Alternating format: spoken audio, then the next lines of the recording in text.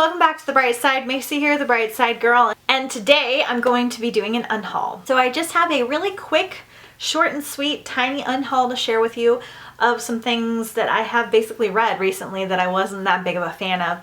A lot of you that watch my wrap-ups will have kind of already known this, but I thought I'd come on here and just kind of document me getting rid of books because that's always good. That's always good in my opinion, since I have like a million TBR books, like 1 million. Okay, first up, I don't think I talked about this in any video, but I read about half of Night Country by Melissa Albert in the fall, and I think I'm just gonna unhaul it. I'm kind of debating on unhauling the Hazelwood as well. The beauty of these covers is like making it harder for me to want to get rid of them. But the first book, The Hazelwood, is set in a modern world, and the lead character's grandmother is like famous for writing all these fairy tales, and they have like a cult following, and the girl basically finds out that they're real and kind of winds up in the fairy world. It's got like 2 different sections in it. One part's in the modern world and one part's in the fairy world.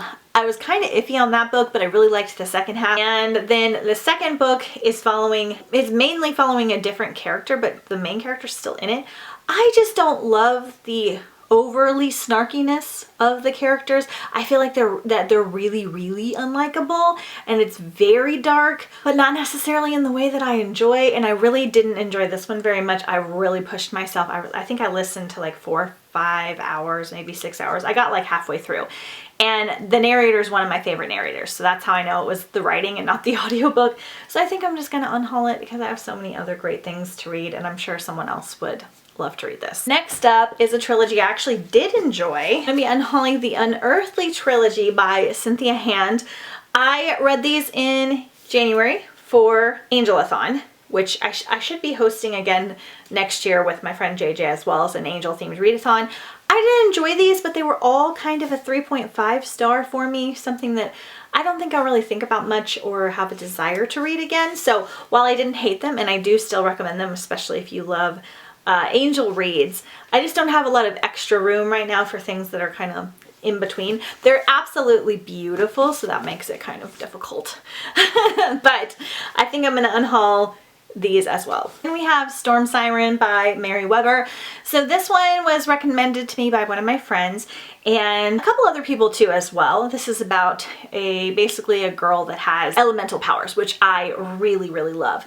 My friend Brittany read it, and she DNF'd it halfway through. Her friend read it, DNF'd it halfway through, and then someone else told me something similar as well. I am actually reading it currently, and I'm about halfway through. I'm liking it slightly more than they are, so I may hold on to it, but I thought I'd include it in here just in case.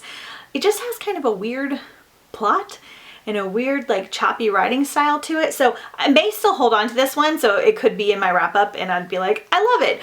But as of right now, I have a feeling I'm going to unhaul it and not continue on with the series, but that's okay because I have some other elemental like witchy books to read. And then lastly, I'm just going to hold up this book because I am too lazy to go get the other 2. Is the Starbound trilogy. Again, this one's kind of iffy.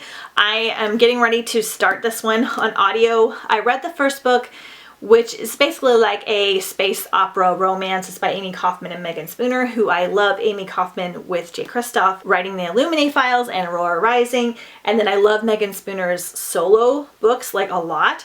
So I was very excited to dive into this trilogy. The covers are amazing, and I love like sci-fi and space stuff. I really liked the first book. It was almost a 4-star read for me. I did that one on audio as well.